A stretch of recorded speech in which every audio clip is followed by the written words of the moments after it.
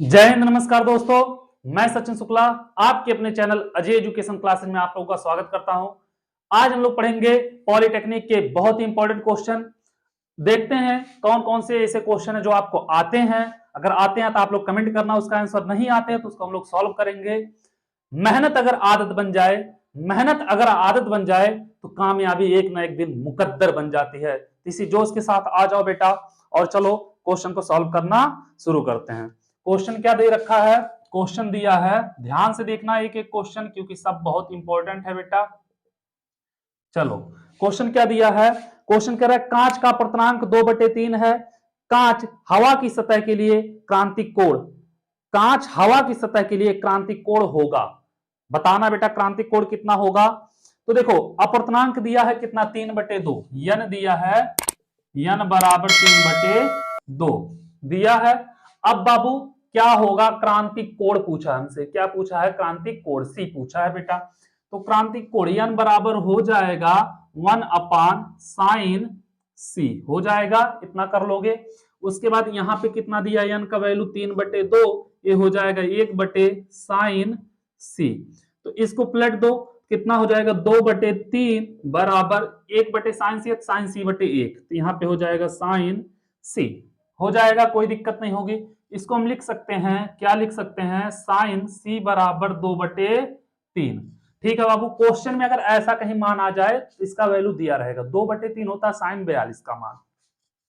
तो sin c is equal to कितना हो जाएगा? sin 42। तो c इजकल टू कितना बेटा? 42। कितना हो जाएगा? 42। क्रांतिक कोण कितना होगा? 42 अंश। ऑप्शन कोई दिया होगा, ऑप्शन दिया है बेटा सी। सी ऑप्शन दिया है और सी वाला ही क्या होगा? इसका राइट आंसर हो जाएगा। ठीक है, उम्मीद करता हूं आप लोगों को अच्छे से दिख रहा होगा, कोई दिक्कत नहीं होगी। चलो आ जाओ अगले क्वेश्चन की तरफ। अगला क्वेश्चन क्या कह रहा है? अगला क्वेश्चन क्या कह रहा है देखते हैं बेटा। कि देखो अगला क्वेश्चन कह रहा 50 कहा गया, निम्न में से कौन सा नियम प्रेरित विद्युत वाहक बल की दिशा को बताता है? तो बेटा प्रेरित विद्युत वाहक बल की दिशा को बताता है। पहला दिया एम्पियर का नियम, दूसरा दिया फ्लेमिंग के राइट हैंड का नियम, तीसरा दिया फ्लेमिंग के लेफ्ट हैंड का नियम, डी दिया है बेटा मैक्सवेल का कार्क स्क्रू नियम। तो बेटा विद्युत वाहक बल जो होता है फ्लेमिंग के राइट हैंड के नियम पे आधारित है। कौन है बेटा? फ्लेमिंग के राइट हैंड का नियम विद्युत वाहक बल को, बल की दिशा को बताता है। ठीक है, तो ऑप्शन क्या हो जाएगा इसका? बी हो जाएगा राइट आंसर। ठीक है, कर लोगे। अगला क्या कह रहा है? अगला कह रहा है बाबू कि 50 सेंटीमीटर फोकस दूरी वाले अवतल शीशे के सामने 25 सेंटीमीटर रखी गई वस्तु के प्रतिबिंब की स्थिति होगी। बेटा 50 सेंटीमीटर फोकस दूरी अवतल लेंस दिया है। एफ बराबर कितना हो जाएगा? 50 सेंटीमीटर। कौन सा लेंस है? अवतल है, इसलिए फोकस दूरी क्या होगी? माइनस में होगी। ठीक है, शीशे के सामने 25 सेंटीमीटर रखी गई वस्तु के, वस्तु बेटा जो रखी जा रही है यू, यू कितनी होगा? 25 सेंटीमीटर, यह भी होगा माइनस में। प्रतिबिंब बेटा वी हमसे पूछ रहा है, क्या पूछ रहा है? वी। तो क्या होता है? 1/f बराबर 1/v प्लस 1/u हो जाएगा। 1/f इसका वैल्यू हो जाएगा -50, 1/v हमको नहीं पता है, प्लस 1/u, u का मान कितना बेटा? -50 हो जाएगा। इतना कर लोगे जब तो क्या होगा? 1/-50 बराबर 1/v, और यह देखो प्लस माइनस हो जाएगा बेटा -1/, दोनों 50 है क्या? नहीं 25 है, सॉरी बेटा, ये कितना है? 25। ये हो जाएगा -25। एक काम करो, इसके उठा के इधर लेके आओ, ये इधर जब आएगा तो प्लस हो जाएगा 1/25, और बाबू यह हो जाएगा माइनस है, यह है 1/50 बराबर 1/v। 1/v बराबर होगा 50 और 25 का एलसीएम हो जाएगा बेटा 50, और यहां पे देखना 25 दूनी 50, तो 2 हो जाएगा -1। 1/v बराबर 1/50 होगा। पलट दो, v बराबर कितना होगा? 50 सेंटीमीटर। तो बाबू धनात्मक आया है तो प्रतिबिंब कहां बनेगा? दर्पण से 50 सेंटीमीटर पीछे, दर्पण से 50 सेंटीमीटर पीछे। ऑप्शन ए जो होगा इसका क्या हो जाएगा? राइट आंसर हो जाएगा। एकदम मजा आ रहा है कि नहीं आ रहा, समझ में आ रहा है ना। बस ऐसे अपनी हौसलाओं को बुलंद रखो और मेहनत करते रहो, क्योंकि मेहनत ही सब कुछ है। मेहनत के आगे बेटा किस्मत भी घुटना टेक देता है, तो मेहनत करते रहो, ठीक है। अगला क्या दिया है, 25 सेंटीमीटर फोकस दूरी वाले लेंस की क्षमता होगी। तो 25 सेंटीमीटर फोकस दूरी, बेटा एफ दिया है, कितना दिया है, 25 सेंटीमीटर। अब बताना बाबू क्या क्षमता पूछा, पी बराबर होता है बेटा 1/f क्षमता। तो बेटा लेकिन ये मीटर में होना चाहिए, क्या होना चाहिए, मीटर में। तो P इक्वल टू 1/f का वैल्यू 25 है, सेंटीमीटर में 100 से भाग दे दो, मीटर में आ जाएगा। तो P इक्वल टू 100 ऊपर जाएगा, 100 बटे 25, 25 चौका 100। तो P बराबर बेटा प्लस आया तो +4 डायोप्टर, क्षमता जो होगी कितनी होगी, +4 डायोप्टर। हाँ बी ऑप्शन दिया है बेटा, बी वाला क्या होगा इसका राइट आंसर हो जाएगा। आप लोग कर लोगे, कोई दिक्कत नहीं होगी, ठीक है। आ जाओ अगले क्वेश्चन की तरफ। अगला क्वेश्चन क्या कह रहा है, डायनमो उत्पन्न करता है। डायनमो बेटा विद्युत वाहक बल उत्पन्न करता, क्या करता है, विद्युत वाहक बल। तो इसमें है इलेक्ट्रॉन, आवेश, ईएमएफ और चुंबकीय क्षेत्र। बेटा ईएमएफ होगा, क्या होगा, ईएमएफ, यही वही होता है, ठीक है। अगला क्वेश्चन क्या दे रहा है मेरे लाल, अगला क्वेश्चन देख लो। अगला क्वेश्चन क्या कह रहा है, कह रहा है निम्न में से कौन सा विद्युत चुंबकीय प्रेरण पर आधारित है। तो बेटा विद्युत चुंबकीय प्रेरण पर आधारित डायनेमो, विद्युत मोटर, विभव मापी, इनमें से कोई नहीं। तो क्या होता है, डायनेमो जो होता है वही होता है विद्युत चुंबकीय प्रेरण पर आधारित, ठीक है। यह भी आप लोगों को पता होगा, शायद पता था कि नहीं पता था, आप लोग कमेंट करो जल्दी से। क्या कह रहा है, फैराडे के नियमानुसार, फैराडे का नियम क्या होता है बेटा, कि मतलब अगर कोई वस्तु किसी पे बल लगा रही है तो उसके विपरीत दिशा में क्या होता है बेटा, उस पर फैराडे के नियम किसी परिपथ में किसी प्रेरित विद्युत वाहक बल अथवा प्रेरित धारा की दिशा सदैव उसी कारण का विरोध करती है जिससे क्या होती है बेटा, वह उत्पन्न होती है। हाँ, जिससे वो उत्पन्न होती है उसी कारण का क्या करती है बेटा, विरोध करती है। तो फैराडे के नियम अनुसार कौन सा होगा बेटा, E बराबर -n into delta five upon delta T हो जाएगा। E बराबर -n into delta five upon delta T हो जाएगा। ए होगा बेटा इसका right answer, option number B शायद है। हाँ ऑप्शन नंबर बी। आ जाओ अगले क्वेश्चन की तरफ, क्या कह रहा है अगला क्वेश्चन, चलो देखते हैं अगला क्वेश्चन क्या कह रहा है। अगला क्वेश्चन कह रहा है सही संबंध है। अब बाबू सही संबंध क्या होगा, P equal to V into I होता है, हम जानते हैं P equal to V into I, ये जानते हैं बेटा। P 1 वाट मान लो और V 1 वोल्ट और I 1 एम्पियर। तो यह अगर कहीं पे होगा यही होगा सही संबंध। तो कहीं पे दिया बेटा बी वाला भी, इसका भी क्या होगा, राइट होगा। अब हम इसको मिटाते हैं, फिर चलते हैं अगले क्वेश्चन की तरफ, क्योंकि एक एक क्वेश्चन करना है, एक भी क्वेश्चन छोड़ना नहीं है। कम से कम पिछले 10 सालों का हम वो करवाएंगे, आप लोगों को सेट पूरा सॉल्व करा देंगे। चलो आ जाओ अगले क्वेश्चन की तरफ। अगला क्वेश्चन क्या कह रहा है, निम्न में से कौन सी अदिश राशि है, बल, चाल, विस्थापन, आयतन। बेटा आयतन मापने के लिए किसी दिशा उषा की जरूरत नहीं होती है, तो आयतन हमारी क्या हो जाएगी, आयतन ही हो जाएगा अदिश राशि, ठीक है। क्या होगा, आयतन ही होगा अदिश हो जाएगा। आ जाओ अगले क्वेश्चन की तरफ। अगला क्वेश्चन क्या कह रहा है, कह रहा है बेटा दो सदिशों की परिणामी अधिकतम होगा जब उनके बीच का कोण कितना हो बेटा, दो सदिशों की परिणामी r equal to √a square plus b square plus 2ab cos theta, ये होता है बेटा परिणामी। और मैक्सिमम के लिए क्या होगा बेटा, मैक्सिमम के लिए r equal to a plus B होना चाहिए। r equal to a plus B कब होगा, तब होगा मेरे लाल जब यहाँ पे r इक्वल टू देखना √a square plus B square plus 2ab और यहाँ पे थीटा का वैल्यू कितना रख दें 0। तो r equal to a square plus B square plus 2ab cos 0 का मान 1। तो r equal to √a square plus B square plus 2ab, तो हो जाएगा r equal to √a plus B का होल स्क्वायर, तो r equal to a plus B, ए हो जाएगा बेटा। तो कब होगा, जब थीटा इक्वल टू कितना होगा 0 डिग्री। तो क्या होगा बेटा, आर मैक्सिमम होगा। अगर 0 दिया है कहीं पे तो वह हो जाएगा राइट, नहीं दिया है तो देखा जाए फिर। ऑप्शन में कोई दिया है पहला, ए ऑप्शन होगा बेटा इसका राइट आंसर। ठीक है, ए ऑप्शन ही हो जाएगा इसका राइट आंसर। आ जाओ इसको मिटाते हैं, फिर चलते हैं अगले क्वेश्चन की तरफ। अगला क्वेश्चन क्या कह रहा है, चलो आ जाओ बेटा।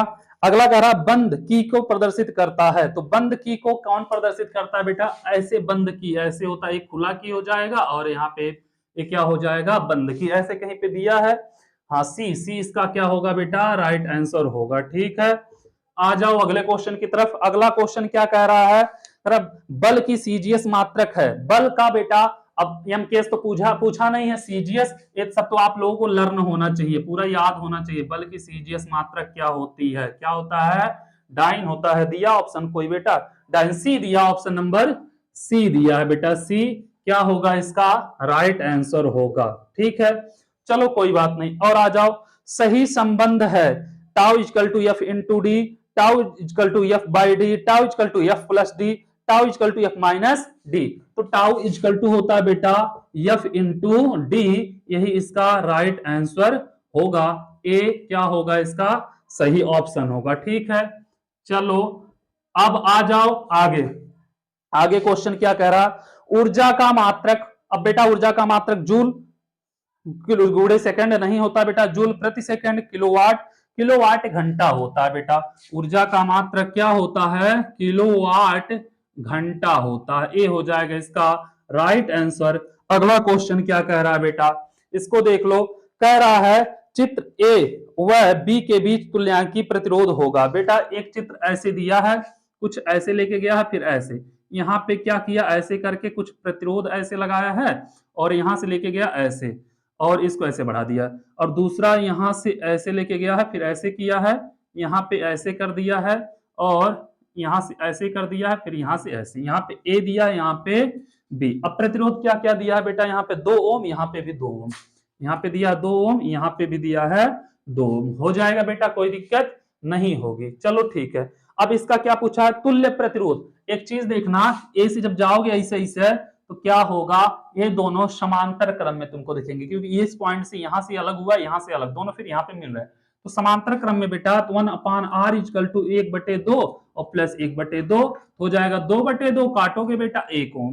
तो तुल्य प्रतिरोध कितना होगा, 1 ओम होगा, 1 ओम। बी ऑप्शन क्या होगा इसका राइट आंसर हो जाएगा। बस मजा आ रहा है कि नहीं आ रहा, बस एक एक क्वेश्चन सोचते हैं तुम लोग भेजे में घुसा दें, कैसे भी करके मतलब घुस जाए भेजे में कि निकले ना, यही हमारी उम्मीद है, यही हमारी ख्वाहिश है। बस ख्वाहिश पे उतरना तुम लोगों को है, अपने मेहनत के बल पे। आवेश का प्रवाह होता है बेटा, आवेश प्रवाह की दर को क्या कहते हैं, धारा होता है ना, आवेश का होता है बेटा प्रवाह होता है धारा हो जाएगा। ठीक है, और क्या होगा, अगला क्वेश्चन क्या कह रहा है बेटा, क्वेश्चन अगला क्या कह रहा है, देखते चलो, उड़ाते चलो हवा में उसको, मन को एकदम बहकाते चलो। ओम के नियम के अनुसार विभवांतर तथा धारा में संबंध होता है बेटा, अगर उसकी भौतिक अवस्था को ना बदले जाए तो उसमें प्रवाहित धारा उसमें विभव के अनुक्रमानुपाती होती है। तो क्या होगा, वी अनुक्रमानुपाती आई होगा, इसका भी होगा ए ऑप्शन राइट होगा। ठीक है,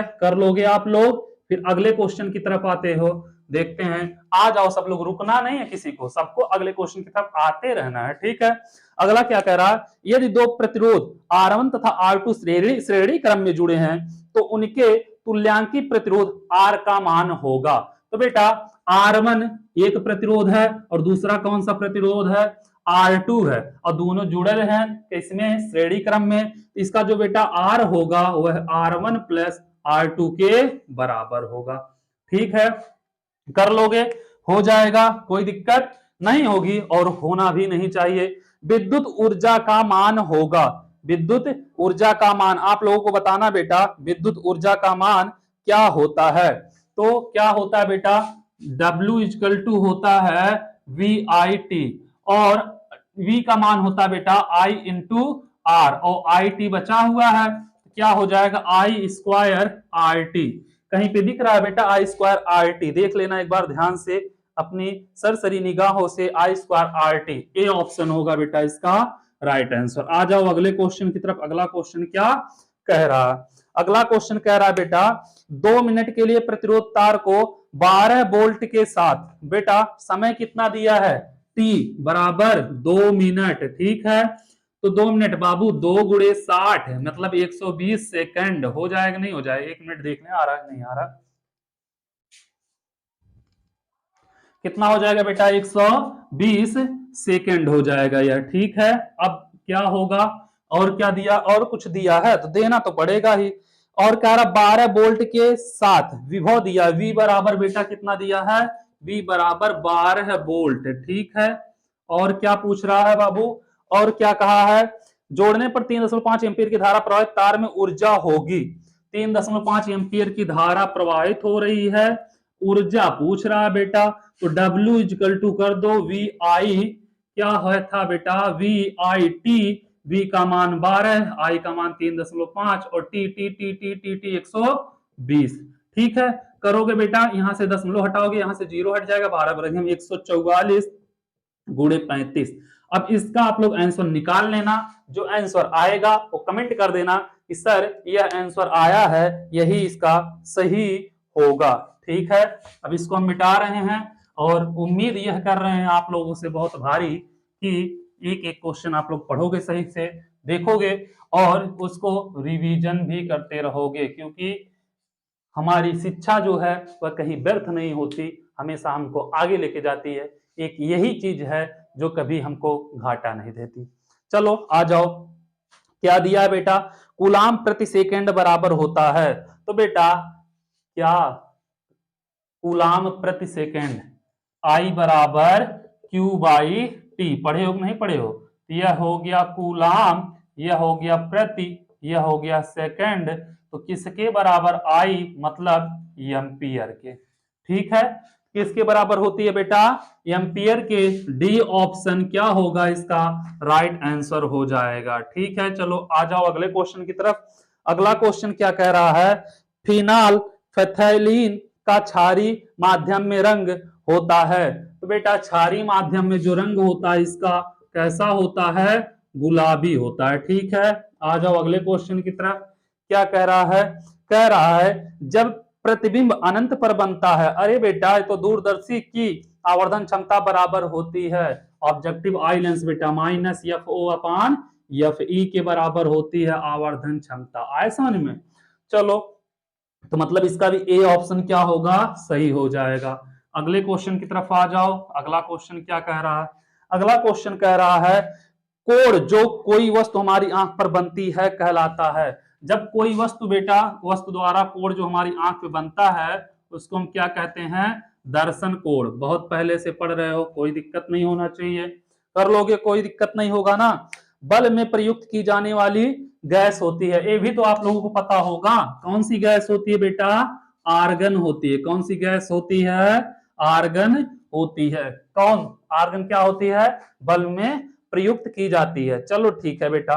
क्षारीय विलयन का पीएच मान होता है, क्षारीय विलयन का जो पीएच मान होता है मेरे लाल, वो क्या होता है? 7 से अधिक होता है।